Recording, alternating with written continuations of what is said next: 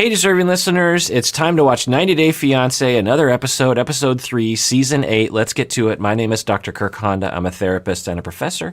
Let's see if anything of interest comes out of my face. So something was weird with my camera when I made this episode, and the focus wasn't working quite right. So if you see me out of focus, it's because my camera was acting a little funny. I apologize. Let's get to the show. Your mom's got it all kind of planned out. I think you have like 3.5 more minutes. According to her schedule. I didn't have to go home. Just stay together here. I love the sound of that, but your mom's got it all planned out, so. Okay, so yikes, right away we're seeing the dynamic continued from the previous day where he is not really saying, we clearly hear the mom has this agenda for everyone. And he is now communicating that to Julia. And Julia is saying, I don't want to do that. And he is saying, well, my mom really wants us to do it, so essentially we have to do it, is what he's saying. He's not saying whether he wants to do it or not want to do it. He's just saying we have to do it. And the thing here is like, what would be wrong with these two people saying, you know what, we're just going to stay in the hotel room. She landed yesterday. She has jet lag. And we just don't want to go sightseeing today. We just want to spend time together. And so mom and dad, do whatever you want to do. What would be the problem with that?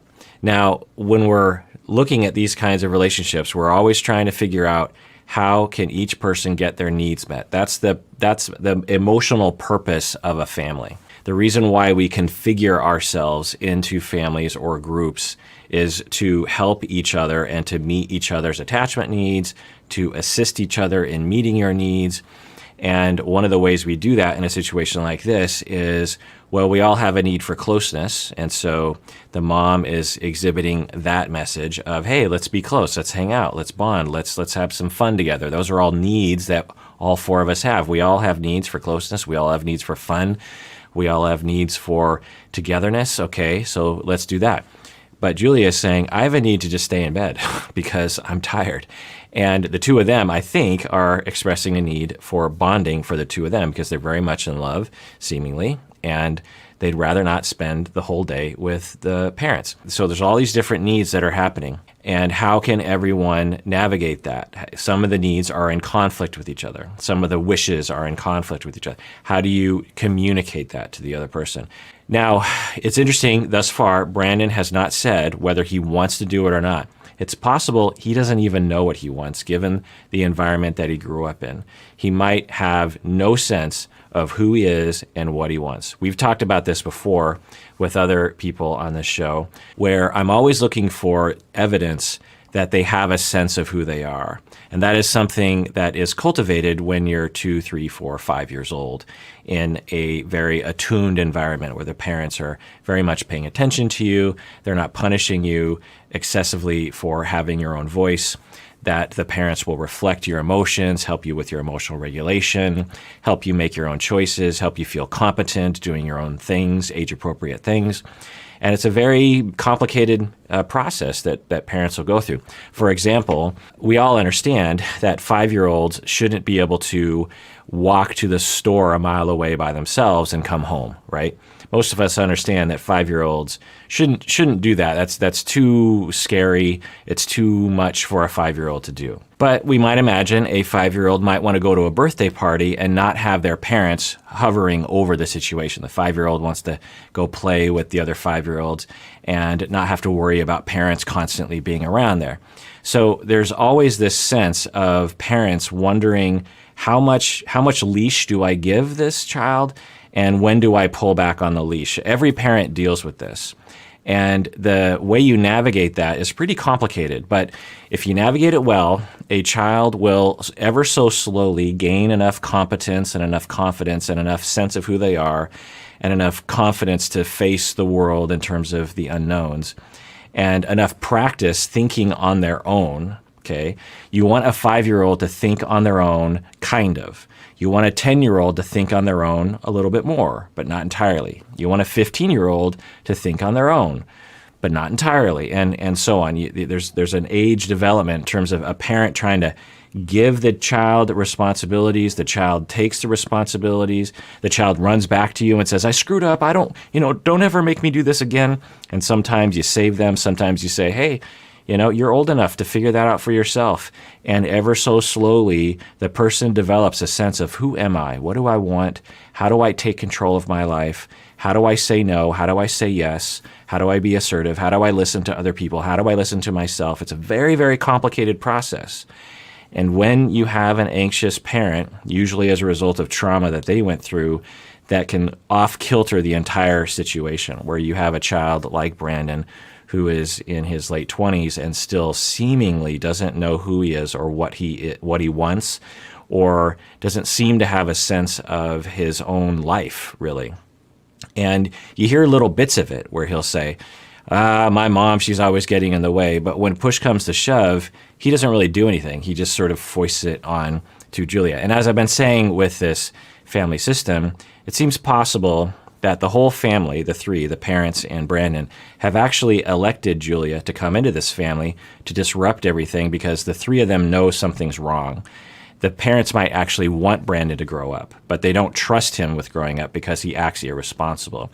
And so they feel like they need to invite this fourth person. As a therapist, sometimes it's me. A family will have a problem, and then they'll come to me for help, and they'll invite me into the system. This is how family therapists think. We think, well, we're not an objective outsider when we're treating couples and families. We're actually we become a part of the system temporarily.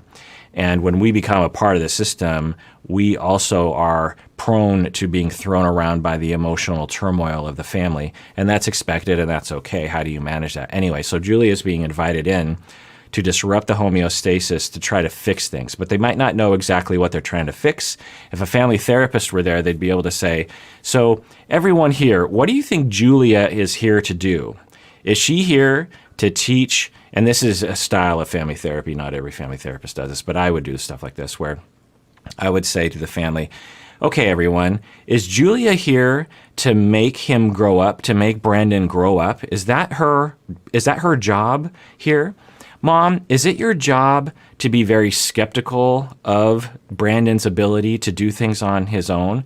Is it your job to push him and push him and push him so that he runs away and develops his own personality? What's everyone supposed to be doing here? Sometimes when you just call it out as that, people will reflect on their role and they'll be like, is that what's happening right now? And then you could be more conscious about how you navigate the family moving forward. Anyway, let's continue watching.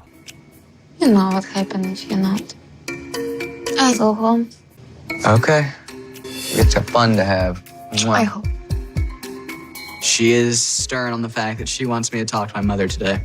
I'm not very confident about this. I've already tried. I'm not getting anywhere. I don't know what's supposed to come out of this.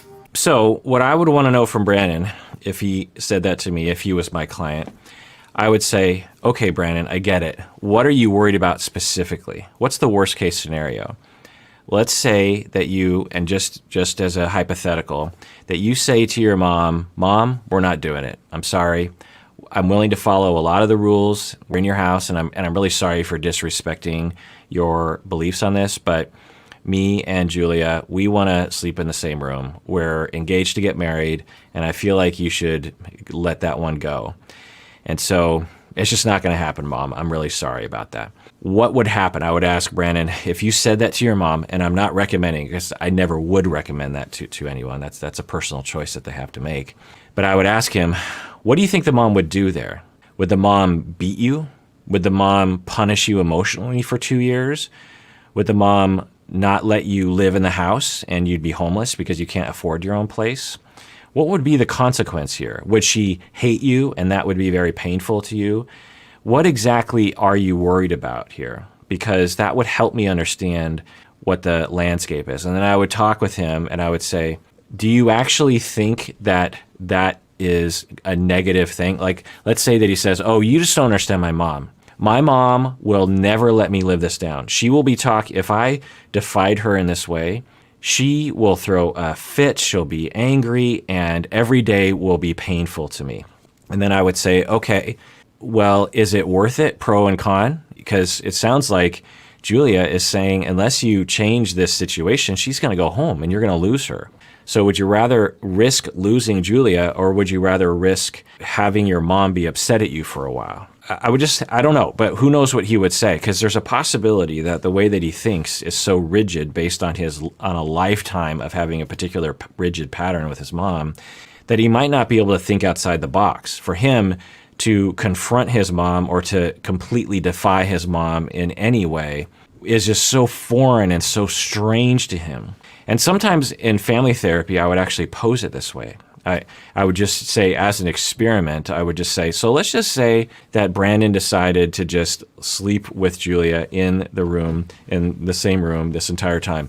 Family, what do you think would happen? And I would just observe how people process this. Now, maybe it's best that he doesn't sleep in the same room with Julia. I don't know. I don't care. That's a decision for the family. But I'd be trying to get at what is the problem here that makes it so that they can't agree with each other, that they can't listen to each other, that they can't adjust given different situations. And that's always the key to family health, is adjustment and flexibility and being able to change when you need to, and being stable when you need to. And we're not really seeing that here. All right, well, that does it for that episode of Psychology in Seattle, in which I react to 90 Day Fiancé. Let me know what you think in the comments. And everyone out there, please take care of yourself because you deserve it. You really, really do.